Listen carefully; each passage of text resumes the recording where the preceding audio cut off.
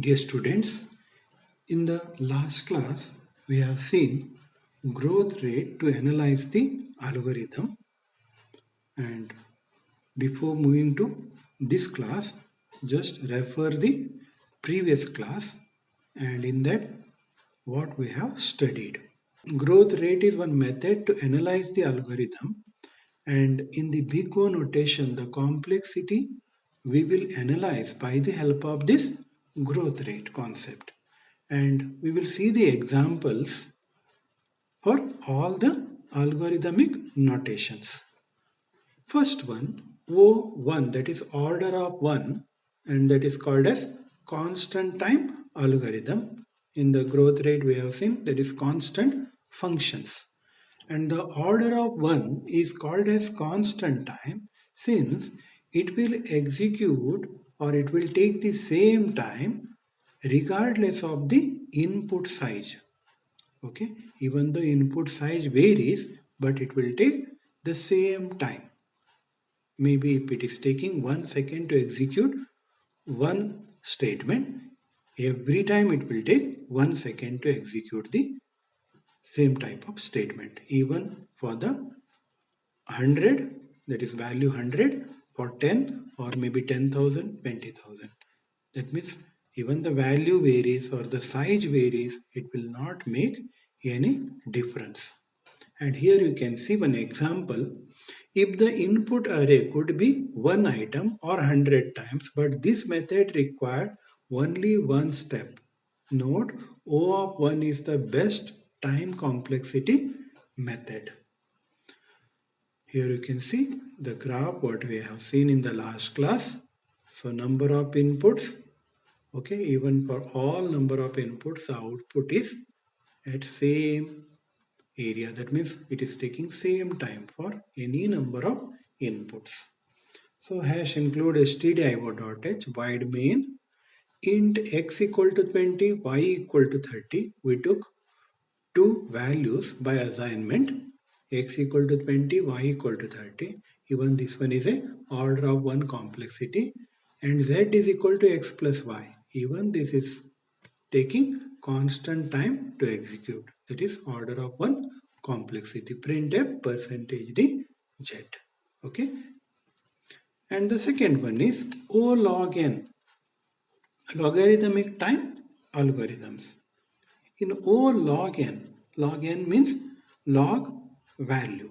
Okay. If n value is 10, it will take log 10. If n value is 5, it will take log 5. That is the time taken by this algorithm, O log n. Here, the complexity increases as the size of input increases. You can see in the graph, number of inputs increases, then the time resource increases in the time graph chart. Okay, number of input increases means the time is also increases. That means it is taking more time for the more number of inputs. And the best example is binary search. If there are many number of values, it will take more time. Simple example, hash include stdio.h wide main int I comma n is equal to 5. So we took n as 5, then it will be a log 5. For I is equal to 1, I less than n, I is equal to I into 2. And here, hello, I am online offline student percentage d I. Then it is printing, hello, I am online offline student 1, I am online offline student 2, and I am online offline student 4. That means it is taking log 5 to print the values. And here it is taking log of 5. That means it is executing the statement only 3 times. And it depends upon the n value. Okay. And this is called logarithmic time algorithm. O n log n, that means n into log n times. Linear logarithmic time algorithm. It will fall between the linear and quadratic function. That means it's not as a linear or not as a quadratic function in between, and that type of function we'll call it as a on log n. So that is on and on square. On and on square. So quadratic function value is on square and linear is on. It is mainly used in sorting algorithm to get good time complexity. So it is mainly used in sorting algorithm. That means sorting algorithm, the method is linear logarithmic time algorithm. For example, merge sort and quick sort. And these sorting techniques we will learn in the data structure. And here you can see how the input is and how the time complexity and how it raises. Okay, as the number of input increases, slowly it increases the time. So in this program, hash include stdio.h wide main int I comma j comma n is equal to 4, and for I is equal to 1, I less than or equal to n, I plus plus. That means this for loop is repeating 4 number of time starting from 1.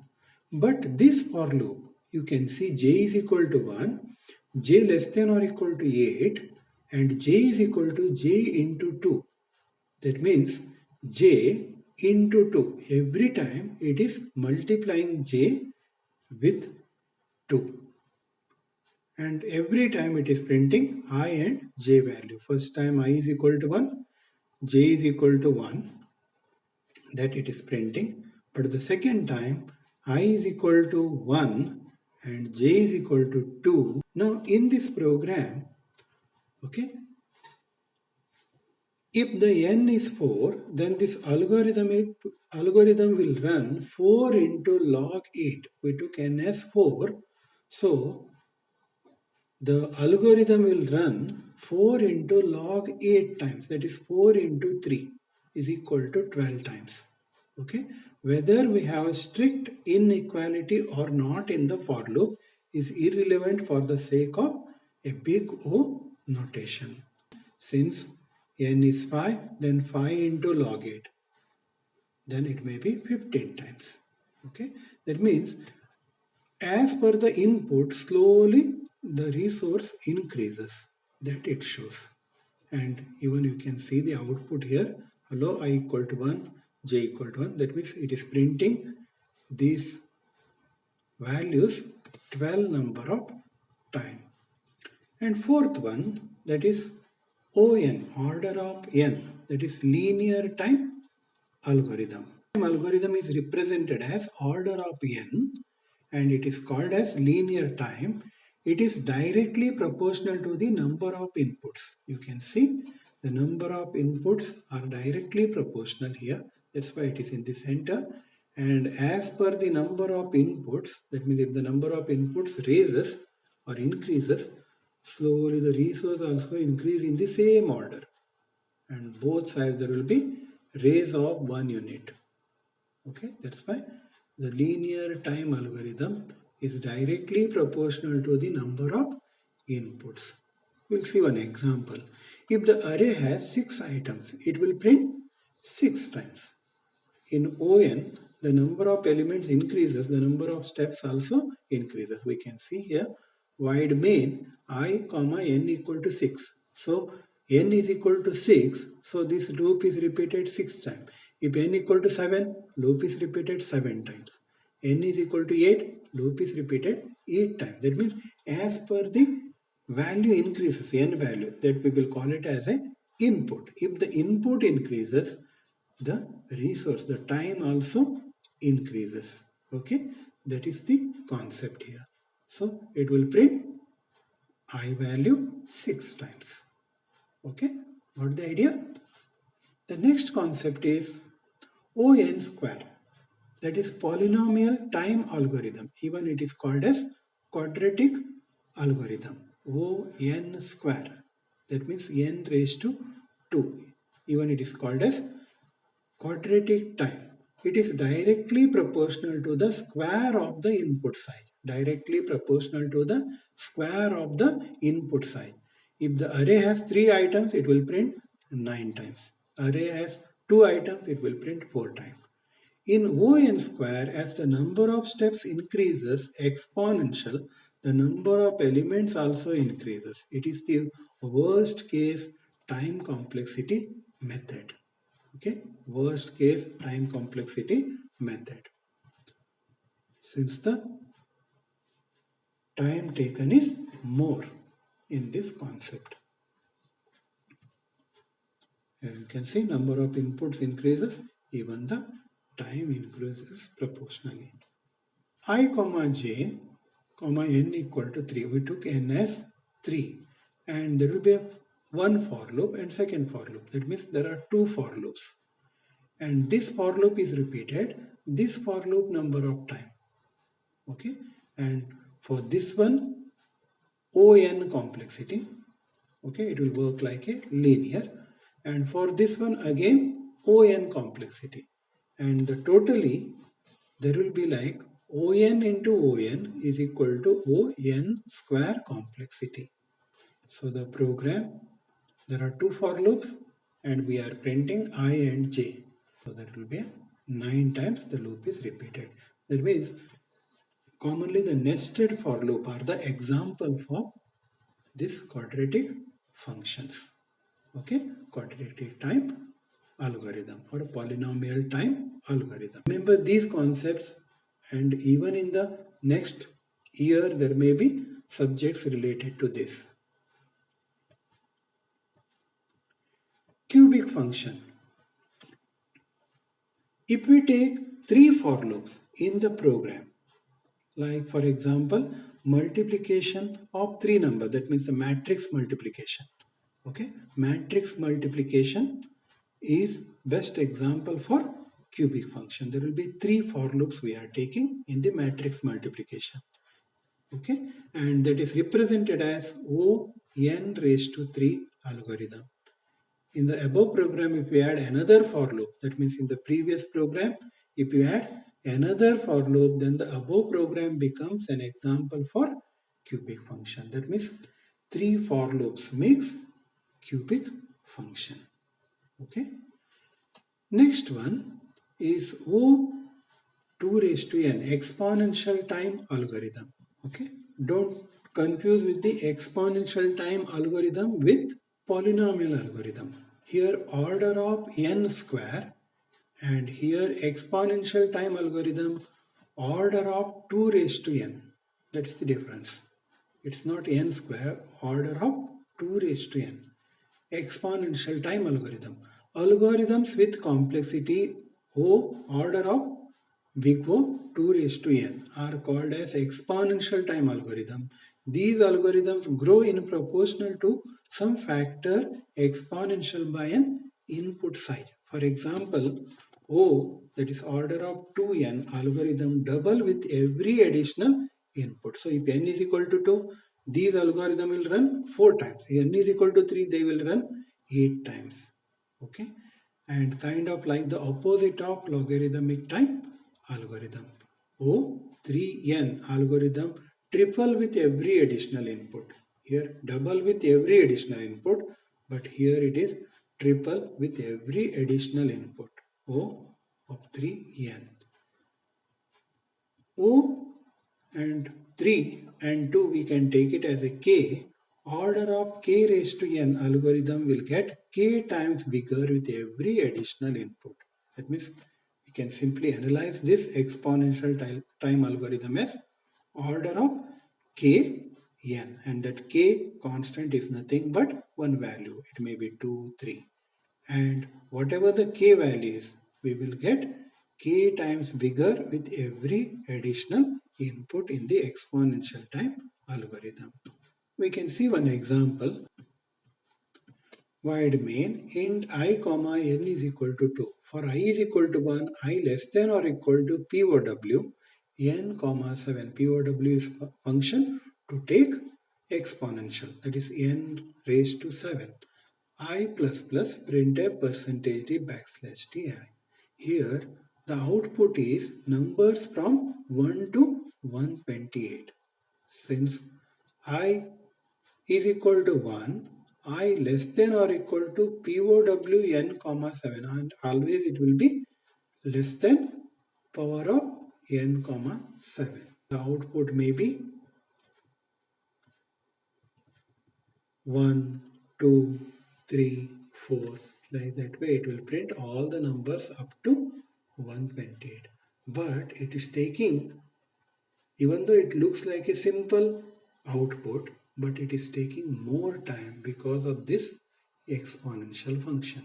As the value increases, n value increases, then the exponential work increases and the resource needed are more. That means number of inputs increases, then the resource requirement will be more for this algorithm. ON factorial, that is called as factorial time algorithm. And this class of algorithm has a runtime proportional to the factorial of the input size. And commonly, this example is related to recursion. Solving the problem, traveling salesman problem using brute force approach. Okay, that we will see later what the traveling salesman problem is. So in this program, we took factorial function and we use recursion concept in this program. And here, when we are taking n value, this function will run O of n factorial time. That means this function will run recursively till this n value ends. And this recursion concept we will represent by using O of n factorial, that is called as factorial time algorithm. And this class of algorithm has a runtime proportional to the factorial of the input size. That it depends upon the n value. On that basis, this function will run. And this type of recursion process is called factorial time algorithm. Here, factorial n simply calculates n factorial. If n is 5, this algorithm will run 5 factor, that is equal to 120 times. Rules of thumb for calculating the complexity of an algorithm. Simple program can be analyzed using counting number of loops or iterations. That means as per the number of loops, number of iteration, number of input, we will try to calculate the complexity. And this complexity of consecutive statement may be order of 1. Complexity of simple loop may be order of n.